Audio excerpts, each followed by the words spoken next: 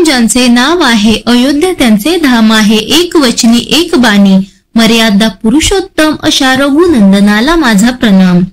अयोध्येत राम मंदिराच्या उद्घाटन सोहळ्याची जोरदार तयारी सुरू आहे.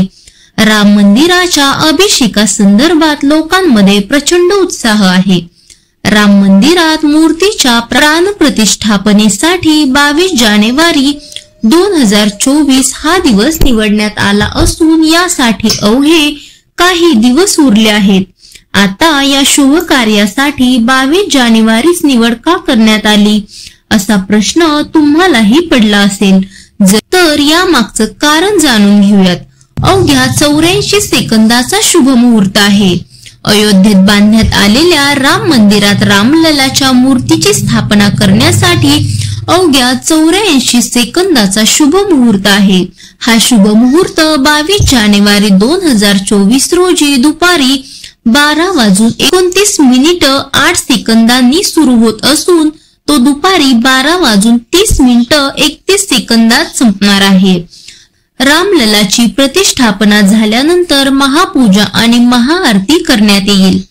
राम मंदिरात 22 जानेवारीचीच निवड का बरं केली असेल तर हिंदू कॅलेंडरनुसार 22 जानेवारी ही पौष महिन्यातील शुक्ल पक्षातील द्वादशी तिथी आहे.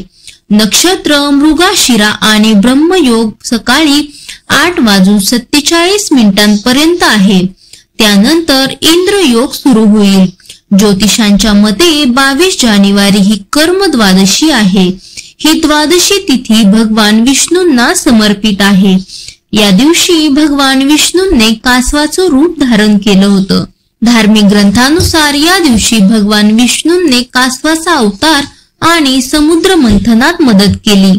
भगवान श्रीराम हे भगवान विष्णूंचे अवतार आहेत. म्हणून हा दिवस अत्यंत शुभ मानला जातो आणि हा दिवस राम मंदिराच्या उद्घाटनासाठी निवडण्यात आला आहे. 22 जानेवारीलाच अनेक शुभयोग आहेत. ज्योतिषांच्या मते 22 जानेवारीलाच अनेक शुभयोग तयार होत आहेत. या दिवशी अभिजित मुहूर्त, सर्वार्थ सिद्धी योग, अमृत सिद्धी योग आणि रवी योग असे 3 शुभ योग तयार होत आहेत. कोणतेही शुभ कार्य करण्यासाठी हा दिवस अत्यंत शुभ मानला जातो. या योगामध्ये कोणतेही काम केल्यानं व्यक्तीला सर्व प्रकारच्या कामात यश मिळतं. म्हणून झाली आहे 22 जानेवारीची निवड. धार्मिक मान्यतेनुसार भगवान रामांचा जन्म अभिजित मुहूर्तावर मृगशीर्ष नक्षत्र, अमृत सिद्धी योग आणि सर्वार्थ सिद्धी योगाच्या संयोगादरम्यान झाला होता. हे सारे शुभयोग 22 जानेवारी 2024 रोजी पुन्हा एकदा जुळून आले आहेत. त्यामुळेच अयोध्येमध्ये राम मंदिरात रामललाच्या मूर्तीची प्राणप्रतिष्ठा करण्यासाठी 22 जानेवारीचीच निवड झाली आहे.